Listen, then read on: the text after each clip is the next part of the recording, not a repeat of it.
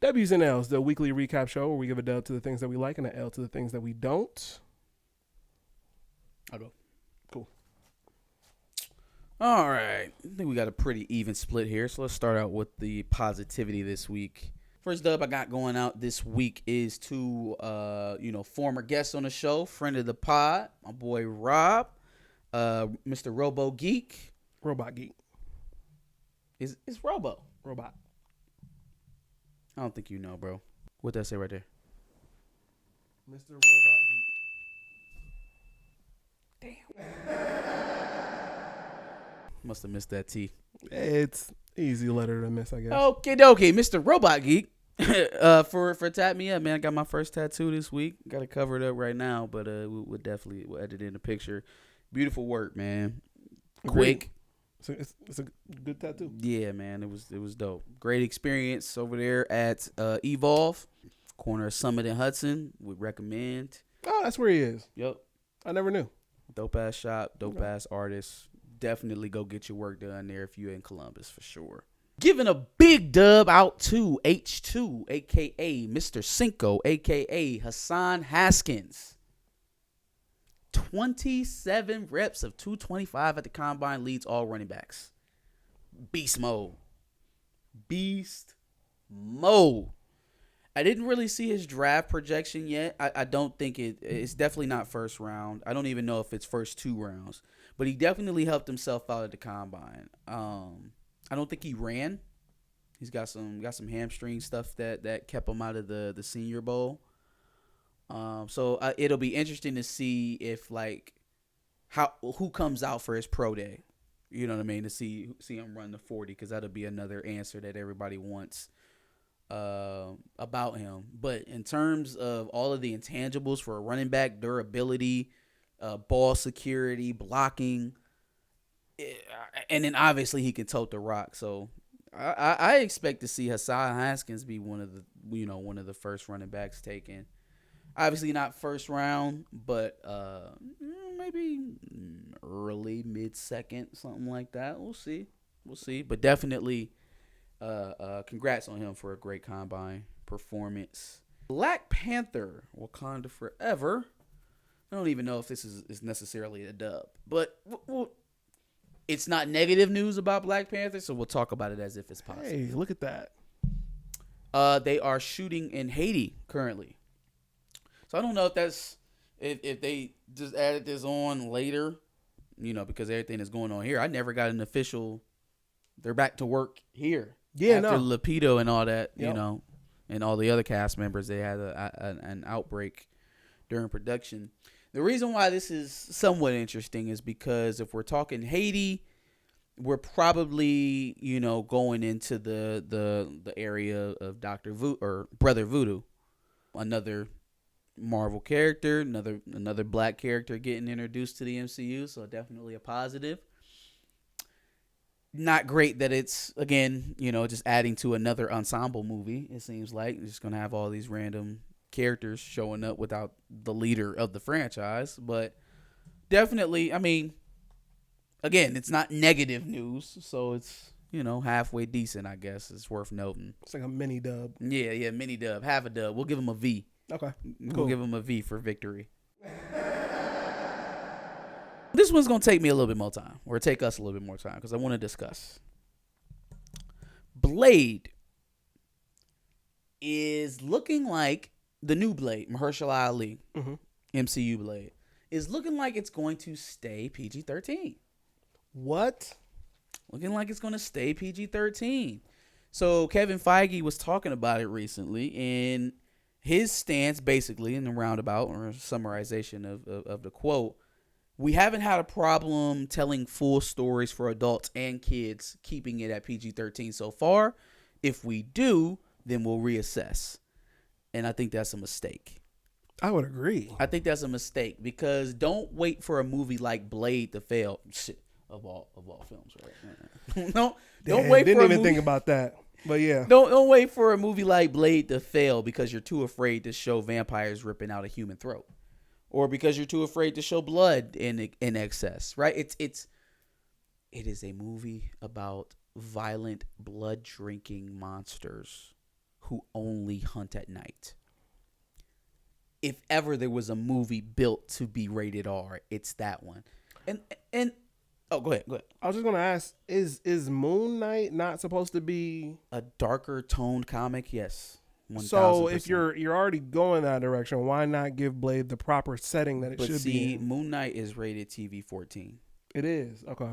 It's been rated, which makes me interested and scared at the same time. Scared because I just don't want any more Manila content from Marvel, and I understand the approach, and it's still good TV. But at a certain degree, I'm going to want to break away from my child and watch something. Yeah. And it would be nice if it could still be comic book related. And that's where the gap in the rift becomes to open up, right? Where Amazon can get in there and show you The Boys and Invincible. And WB can get in there and give you Doom Patrol and Titans and Peacemaker, right? That's the rift. That's the potential opening, the market share that they're trying to give up. Mm-hmm. I don't know if they think that. Well, because all right. Another thing to add to the context of all of this is that they just they're going to bring Star to the U.S. soon. Star is the part of Disney Plus that's going to hold all the R-rated content. So all the stuff that Disney owns from Touchstone, all the Fox properties. Did you know that Disney technically made Dead Presidents? No. Really? Because they own Touchstone, but they kept it separate. I guess that makes sense. So they technically made Dead Presidents. That was the interesting fact. But with that, there now has an avenue for them to create new R-rated content and still keep the family umbrella because there's parental controls now, right? Well, that was the easiest fix. I don't know why it took us so long to get here, but that's where we're at. Mm-hmm. So with that being said, why open this door only to tuck your tail? Yeah. Only to tuck your tail and shy away from it. You're going to have Deadpool. Deadpool's going to be rated R. Don't ruin that franchise as well as ruin Blade before you realize you need to change course. I just thought that was a little interesting. Yeah, no, you have to make Blade. Yeah. We'll spend the longest amount of time on this one. Let's talk about soft-ass Ohio State fans, man. Okay, so J.J. McCarthy, Donovan Edwards, Andrew Anthony are all doing interviews with Sports Illustrated recapping the season. They asked J.J. McCarthy a very plain, basic-ass question about preparing for next season. Mm-hmm. He says, and I quote, not and I quote because I can't give exact quotes. I never write them down. We only know beating Ohio State right now. And so that's what we're going to try and do. Is focus on beating Ohio State again. Said that before this season. Did it. Worked out pretty well. Seems like a pretty bland statement. Something that you would expect to hear out of a rival team, college. Yep. Pretty normal statement. Yep. Not necessarily bulletin board material necessarily. No, it's definitely bulletin board material. Fam, you plastered it all over your center, all over the Archie Griffin Center. Mm-hmm. Are you, at this point, are you looking for things over here to motivate you to get ready? Like, is that how deep it is? Like, you're scrolling our interviews to look for material to motivate the team? Is that where we're at right now? You're looking at it as we're just trying to find the motivation. No, that is exactly what's added happening. Motivation on top of the motivation that's already there. Fam, if all you needed was the Desmond Howard shit at the Heisman, well, then you already had it. If all you needed, really, all you should have needed was the 5 fucking touchdowns that Hassan Haskins had on November 27th. That's all the motivation you needed. Not scouring an underclassman's Sports Illustrated interview for the slightest bit of slight to Ohio State. There's no such thing as too much motivation. So with that, we're just going to keep piling on motivation on top of the things that you've already mentioned. Fam, if the loss didn't do it and you needed all of these quotes and shit, Like, it's not even. First of all, it's 1,000% right. Think about it. J.J. McCarthy is a freshman. All three of them that were getting interviewed were true freshmen this season. They have never lost to Ohio State. Last year, that class did not play Ohio State. Mm-hmm. You have now 3 classes with the 2022 class. So the majority of the team, the majority of Michigan's roster knows nothing about losing to Ohio State. They will. Whatever. I'm giving you the facts. Fair. What he said was a bona fide fact. Fair. 3/4 of that roster has never lost to Ohio State. It Just like it looks like It looks like they are grasping at straws to motivate. It doesn't. We didn't have to post or goddamn Ryan Day thinks he's gonna hang 100 on us all up through the fucking locker room to motivate us to play y'all. The losses motivated us to play y'all. It's Again, like I think you're just looking at it like, oh, we just found this quote, and that quote is going to be the one single thing to motivate us. It is literally posted on all of the monitors throughout. That was the other thing that shocked me about it, is that not only did they do that, but as a player, that's what you want to be seen out on the internet. That's what you want to see, that y'all are worried about what J.J. McCarthy is saying out of his mouth more than the football coming off of his fingers. It's a reminder of what they think they can do. Fam, the reminder of what we think we can do to y'all should have been that tape. That's what we think we can do to y'all. Again, you're thinking like that the tape is just not statement. A factor. It's included. I would not have my focus. I would not have my team focused on what a backup quarterback says in an off-the-cuff interview. Look what their backup quarterback thinks of us. Let's show him in November. How you gonna show him he's the backup? What are you gonna show him? Let's show him that he needs to shut his fucking mouth because he doesn't know what he's talking about. Josh, how? First of all, he knows exactly what he's talking about. Everything he said was factual. Second of all, he's a backup quarterback, and he said 2 words that identified Ohio State and moved the fuck on. I'm just saying you make it seem like they can't add things on to be motivated by. It's okay. I'm just saying it seems like it's added. It's like, oh, we need some extra motivation, so let's take every mention of Ohio State out of Michigan's mouth and make a big deal out of it. It's like saying, okay, Michigan should only be motivated by losing 9 out of the last 10 times and not be motivated also by, getting 100 hung up on them. Like, I'm sure they were also motivated by that as well. I'm just saying it wasn't bulletin board material, and it also wasn't something that players were gleefully ready to show the rest of the world that they were upset about. Like, Ohio State fans, Ohio State alumni, Ohio State players, Ohio State coaches lob insults at Michigan every year. It's the way. It's what happens. Yeah. That's not necessarily bulletin board material. Bulletin board material is born on third base and think they hit a triple, but really they were born on third base. That's bulletin board material. That's a direct shot. That's disrespect, and I want it to feel and come off as disrespect. J.J. McCarthy saying that their motivation is the one thing that motivated them to success this season is not, oh, we got to get fucking pissed because Michigan players think that they can beat Ohio State players. Of course they do. They're at Michigan. But they're at Michigan. You knew the reality of what that dynamic was before J.J. McCarthy said anything. So what is the fucking point? And then what is the point from the players? Are you scaring us? Are you going to keep talking about this sleeping dragon all the way until next November? Look, bro, everything is bulletin board material at this point. God, bro. I don't understand why you don't. Everything is bulletin board. Everything is bulletin board material for those who need it. Okay. That's really the point. All right. We'll see how this plan works out in November. Oh, it's not our plan. Oh yeah, it's ours. We'll see. Right. We'll see how it works out. Well, might as well just get into the shits with homeboy. My first and I think only L goes to Desmond Howard. Okay.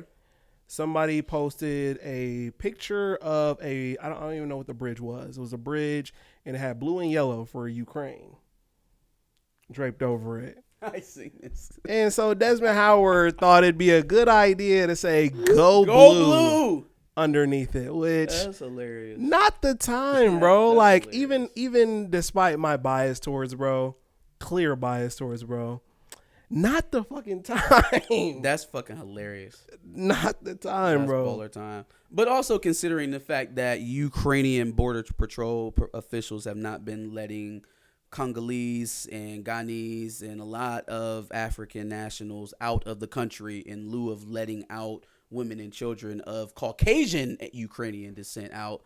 Fuck them. Go blue. It's just not the time, No, bro. no. Fuck them. Go blue. What sympathy should I send your way as you are trying to keep black people in the country as the bombs are raining down, but letting all the white folks out? Go blue. Ew. My next L goes to my DMs. So I saw a clip from a podcast, which is Queen's Flip. I don't know if you know who that is. Maybe he used to be like a huge Instagram influencer when he was making videos, like basically getting hype off of old hip hop songs, and then like basically like low key beating up his kid. Like he's just getting so hyped that he's just like throwing shit on his kid and stuff.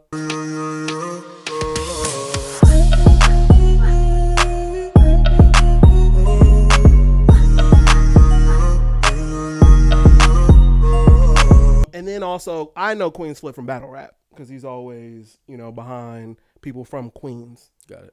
Conceited, DNA, and all sorts of other people from Queens. He has a podcast where now at this point he's like interviewing notable people. Mm-hmm. In this specific interview, he was interviewing none other than Daniel Lee Bellamy, who we know as Zeke in Power Book 2. Girls what? What's up with them? You got any girlfriends? I'm a single individual right now. You know what? I'm a single individual right now. Did you have any girls in school? I'm kind of no. I'm kind of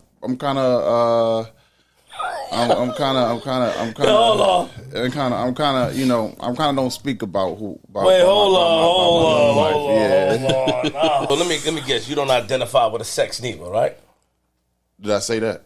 I'm asking you because you don't want to say you keep it real. Let's talk about it. Did I say that though? You did not, but I'm asking you. It's there's so many different titles, especially today. And where I find myself is desiring someone who wants me and is willing to accept me for who I am. Yeah.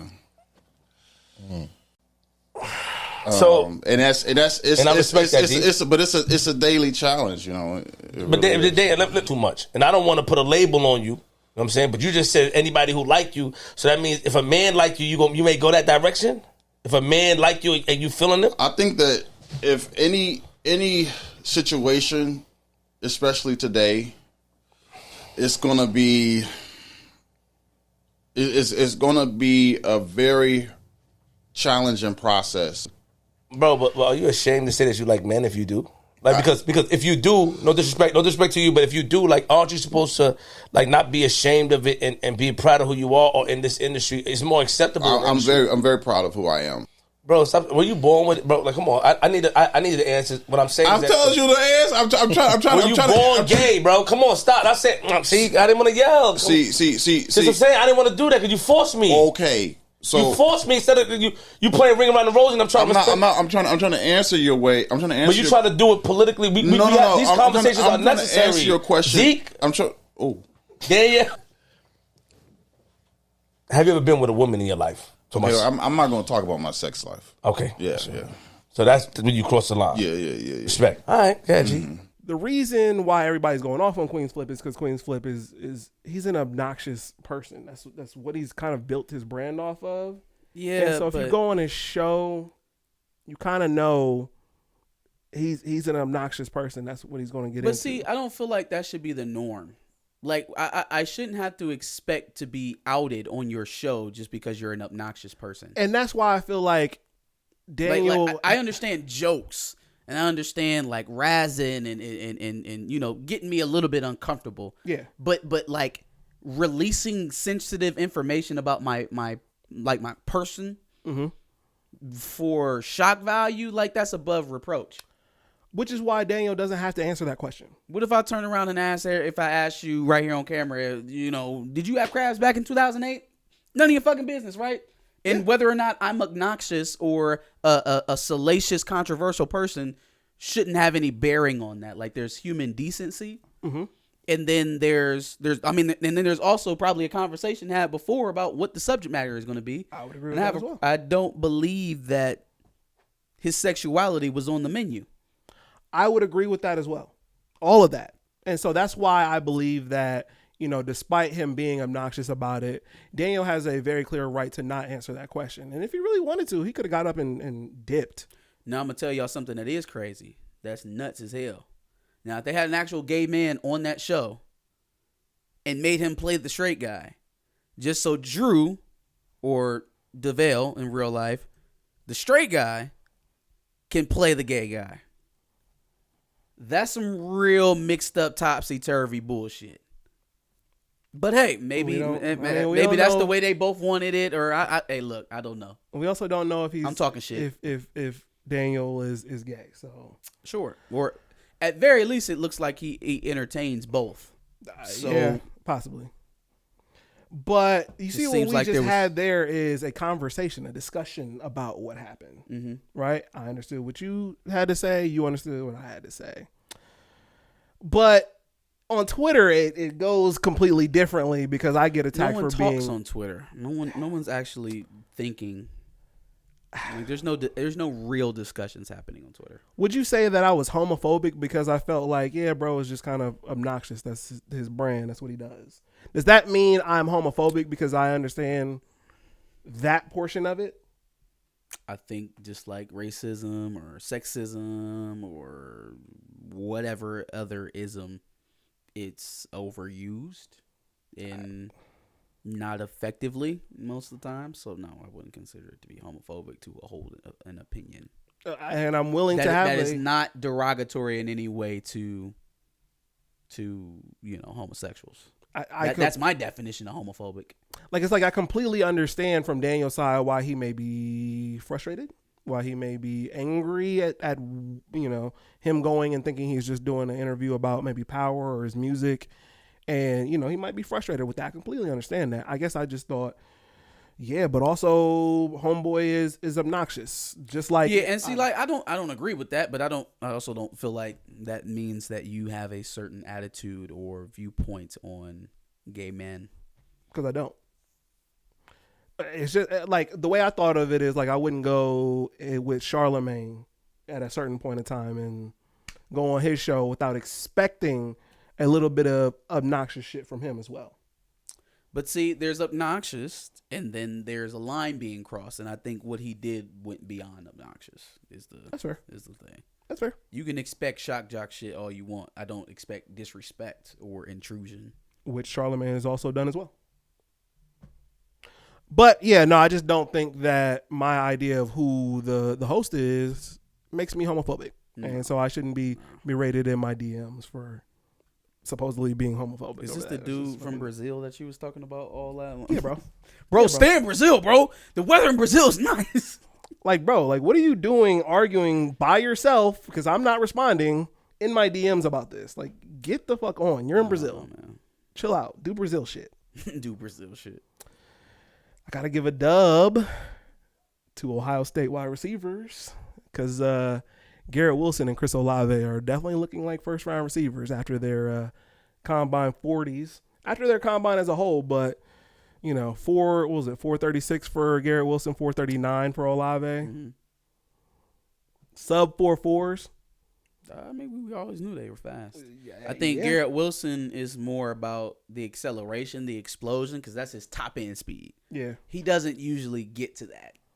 I mean, he does at the top of his route, finishing it, chasing down the ball. But he's not that guy off the ball. Olave, Smith and Jigba, those are your quick twitch guys. So I think it's just different questions to be answered because what Olave has in explosiveness and acceleration, he doesn't have in build or body size. So you wonder about where he's catching the ball or what kind of situations you have to put him in to get the ball. He's playing a lot outside in space, whereas Garrett Wilson, you can put him damn near anywhere on the field. Yeah, no, So. facts.